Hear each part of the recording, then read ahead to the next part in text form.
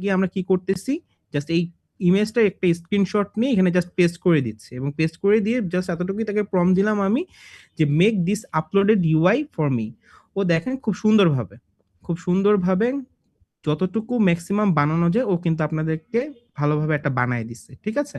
যখনই হচ্ছে আপনার হিরো সেকশনটা বানাবেন, হিরো সেকশনটা বানানোর পর থেকেই সে আপনাদেরকে হচ্ছে অটোমেটিক্যালি সাজেস্ট করতে থাকবে, আচ্ছা ঠিক আছে তুমি তো হিরো সেকশন বানাইছো, তুমি এখন কি অ্যাবাউট সেকশনটা বানাবা কিনা, তুমি তো অ্যাবাউট সেকশন বানাইছো, তুমি কি এখন স্কিল সেকশনটা বানাবা কিনা। এই যে আমার স্কিল সেকশন যখন বানানো শেষ, ও আমাকে সাজেস্ট করতেছে এখন কি তুমি টেস্টিমোনিয়াল সেকশনটা বানাবা কিনা। সো আমি যেহেতু হচ্ছে আপাতত যেহেতু আমরা একটা টুকটাক একটা অ্যানিমেশনস এখানে নিয়ে আসবো, তো একটা ব্যাপার-স্যাপার এখানে আনার দরকার আমাদের। সো আমাদের হচ্ছে অলরেডি আমাদের HTML এবং Tailwind এর মাধ্যমে পুরো ওয়েবসাইটটা রেডি করা শেষ, এবং এটা fully responsive in each and every devices, ঠিক আছে?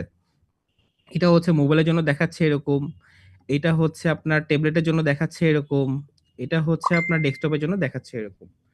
পুরো ব্যাপার-স্যাপারটা এখানে হচ্ছে ফুলি রেসপন্সিভ আছে, ঠিক আছে? তো আমরা জাস্ট কি করব, এখানে জাস্ট কোডটাকে জাস্ট একটু কপি করে নিব। কোডটাকে কপি করে নিয়ে আমি জাস্ট এখানে পেস্ট করে দিলাম। দেখেন আমার পুরো ব্যাপার-স্যাপারটা এখানে এসে পড়ছে।